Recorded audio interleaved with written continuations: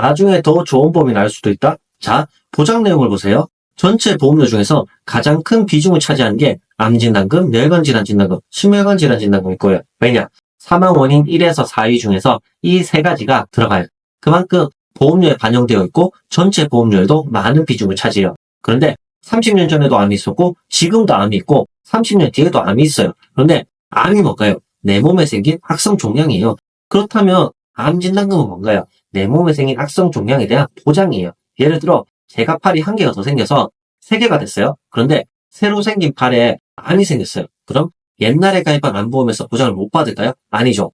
어쨌든 내 몸에 생긴 악성 종양이니까 보장이 되겠죠. 그런데 제가 팔이 한 개가 더 생길 수도 없고 제 몸에 장기가 새로 생길 수는 없겠죠. 즉 암보험은 30년, 50년, 100년 뒤에도 보장 범위가 더 넓은 암보장은 나올 수가 없어요. 왜냐? 암진단금은 내 몸에 생긴 악성 종양에 대한 보장이니까 뇌관 질환 진단금도 똑같습니다. 전체 뇌관 진단에 대한 보장이 이미 다 해주고 있기 때문에 뇌관 질환 진단금보다 보장 범위가 더 넓은 보장은 나올 수가 없습니다. 그리고 1에서 5종 수술비가 뭔가요?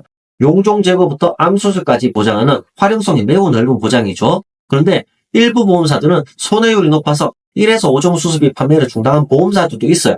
이렇게 암 등 주요 보장들은 보장 범위가 더 넓어지는 게 불가능할 뿐더러 일부 활용성 높은 보장들은 판매 중단되게 되면 나중에 가입이 불가능해질 수도 있기 때문에 이런 건 뱃속의 아기는 영살이죠. 즉 저렴하게 가입할 수 있을 때 가입해두는 게 유리한 건데 나중에 더 좋은 보험이 나올 수도 있다는 그들의 주장은 잘못됐다는 거죠. 물론 표적암 치료라든지 중입자 치료라든지 나중에 새로 나온 치료법에 대한 보장은 나올 수도 있습니다. 그런데 잘 생각해보세요.